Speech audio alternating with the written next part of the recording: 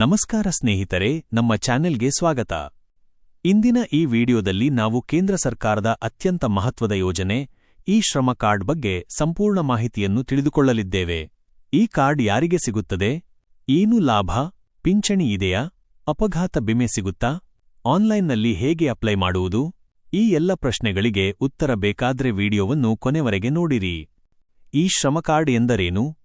ಸ್ನೇಹಿತರೆ, ಈ ಶ್ರಮ ಕಾರ್ಡ್ ಎನ್ನುವುದು ಅಸಂಘಟಿತ ವಲಯದಲ್ಲಿ ಕೆಲಸ ಮಾಡುವ ಕಾರ್ಮಿಕರಿಗಾಗಿ ಕೇಂದ್ರ ಸರ್ಕಾರ ತಂದಿರುವ ಯೋಜನೆ.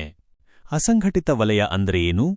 ಕೂಲಿ ಕಾರ್ಮಿಕರು, ಕಟ್ಟಡ ಕಾರ್ಮಿಕರು, ಕೃಷಿ ಕಾರ್ಮಿಕರು, ಗೃಹ ಕೆಲಸಗಾರರು, delivery boys, Swiggy, Zomato, auto, taxi ಚಾಲಕರು ಮತ್ತು ರಸ್ತೆ ಬದಿ ವ್ಯಾಪಾರಿಗಳು.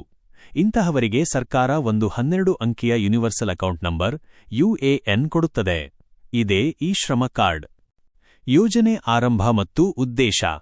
ಆರಂಭ ಆಗಸ್ಟ್ 26, 2021 ಶ್ರಮ ಮತ್ತು ಉದ್ಯೋಗ ಸಚಿವಾಲಯ. ಉದ್ದೇಶ: ದೇಶದ ಎಲ್ಲಾ ಅಸಂಘಟಿತ ಕಾರ್ಮಿಕರ ಡೇಟಾ ತಯಾರಿಸುವುದು ಮತ್ತು ಭವಿಷ್ಯದಲ್ಲಿ ಸರ್ಕಾರದ ಸೌಲಭ್ಯಗಳನ್ನು ನೇರವಾಗಿ ತಲುಪಿಸುವುದು. ಅರ್ಹತೆ: ಎಲಿಜಿಬಿಲಿಟಿ: 1. ವಯಸ್ಸು 16 ರಿಂದ 59 ವರ್ಷ. 2. ಅಸಂಘಟಿತ ವಲಯದಲ್ಲಿ ಕೆಲಸ ಮಾಡುತ್ತಿರಬೇಕು. 3.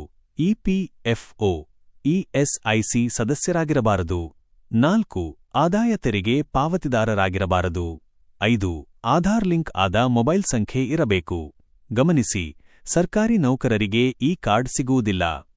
ಅಗತ್ಯ ದಾಖಲೆಗಳು: Aadhaar card, Aadhaar link mobile ಸಂಖ್ಯೆ, ಬ್ಯಾಂಕ್ ಪಾಸ್ಬುಕ್ ಬಾಯ್ ಖಾತೆ ಸಂಖ್ಯೆ ಮತ್ತು IFSC ಕೋಡ್. ನೋಂದಣಿ ಸಂಪೂರ್ಣ ಉಚಿತ.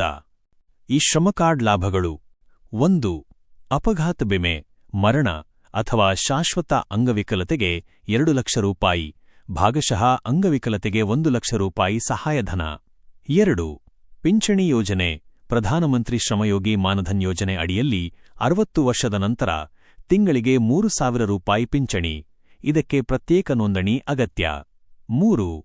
ಇತರ ಲಾಭಗಳು: ಆಯುಷ್ಮಾನ್ ಭಾರತ, ಗೃಹ ನಿರ್ಮಾಣ ಯೋಜನೆ, ರೇಷನ್ ಸೌಲಭ್ಯ ಮತ್ತು ಕೌಶಲ್ಯ ತರಬೇತಿ. 4. ಉದ್ಯೋಗ, ನ್ಯಾಷನಲ್ ಕೆರಿಯರ್ ಸರ್ವಿಸ್ ಮೂಲಕ ಕೆಲಸದ ಮಾಹಿತಿ. ಆನ್ಲೈನ್ ನೋಂದಣಿ ಹಂತಗಳು: 1. eShram.gov.in ಗೆ ಲಿಂಕ್ ವೆಬ್ಸೈಟ್ಗೆ ಭೇಟಿ ನೀಡಿ.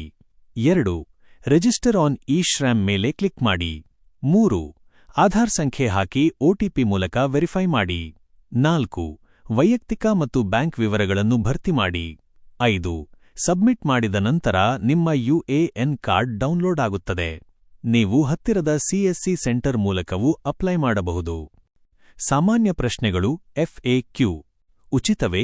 ಹೌದು, ಸಂಪೂರ್ಣ ಉಚಿತ. ನವೀಕರಣ ಬೇಕೇ? ಇಲ್ಲ, ಆದರೆ ಮಾಹಿತಿ ಬದಲಾವಣೆ ಇದ್ದರೆ ಅಪ್ಡೇಟ್ ಮಾಡಬಹುದು. ಪಿಂಚಣಿ ಎಲ್ಲರಿಗೂ ಇದೆಯೇ? ಇಲ್ಲ, ಅದಕ್ಕಾಗಿ ಮಾನಧನ್ ಯೋಜನೆಗೆ ಸೇರಬೇಕು. ಕೊನೆ ಮಾತು ಸ್ನೇಹಿತರೆ, ನೀವು ಅಸಂಘಟಿತ ಕಾರ್ಮಿಕರಾಗಿದ್ದರೆ ಈ ಶ್ರಮ ಕಾರ್ಡ್ ಮಾಡಿಕೊಳ್ಳುವುದು ಬಹಳ ಮುಖ್ಯ. ಇದು ಭವಿಷ್ಯದಲ್ಲಿ ಸರ್ಕಾರದ ಸೌಲಭ್ಯಗಳನ್ನು ನೇರವಾಗಿ ಪಡೆಯಲು ಸಹಾಯ ಮಾಡುತ್ತದೆ. ವಿಡಿಯೋ ಇಷ್ಟವಾದರೆ ಲೈಕ್ ಮಾಡಿ, ಚಾನೆಲ್ ಸಬ್ಸ್ಕ್ರೈಬ್ ಮಾಡಿ. ಧನ್ಯವಾದಗಳು.